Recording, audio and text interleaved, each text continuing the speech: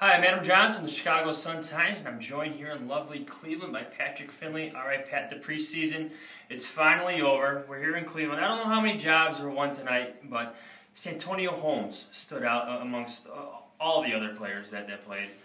He had the 32-yard touchdown reception. He had a 30-yard punt return.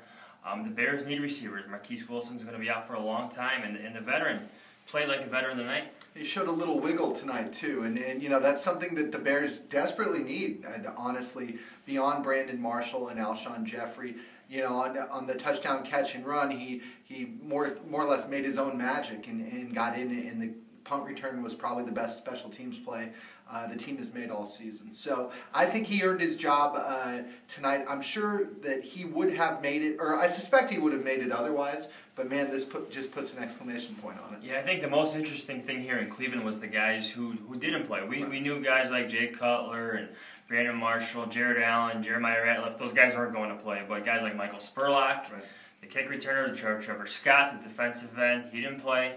Dante Rosario was suited up just to be a potential backup, even though we know he's Martellus Bennett's backup. But guys like Spurlock, guys like Trevor Scott, guys like offensive tackle lineman Michael Ola, they didn't play today. What do you make of this? Well, yeah, I talked to Ola, and Ola said that technically he could have played if like 5 guys tore their ACLs and they ran out of dudes. But no, I think it's telling. I think it's intelligent to not play these guys in the most meaningless game of the preseason, and I think it's a very good glimpse into who Mark Trestman is going to keep around. You know, I asked the coach point blank today if everybody who was a healthy scratch had made the team.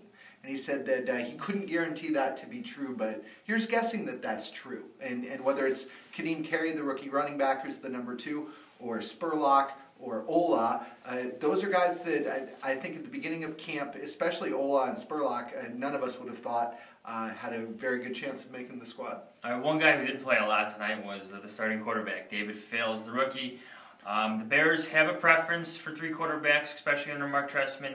We'll see if their injury situation allows that. They have a lot of guys with minor injuries, so that's going to take some maneuvering, I would think. But what did you think of David Fales tonight? I thought he actually looked pretty good. You know, he was under fire a lot. You know, he threw a couple of bad balls. One of them, he was late on the throw, and it led to an interception.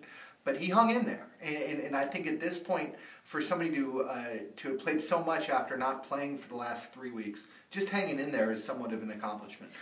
Mark Trestman seemed not unhappy with what he did, and you'd have to think that could lead to his spot on the 53-man roster. And I'll end with this. He did do some of his successful things against the Browns starters, so maybe the Mark Trestman magic continues to work again. All right, the preseason is over. The regular season is finally coming. Stay with SunTimes.com for all our Bears coverage.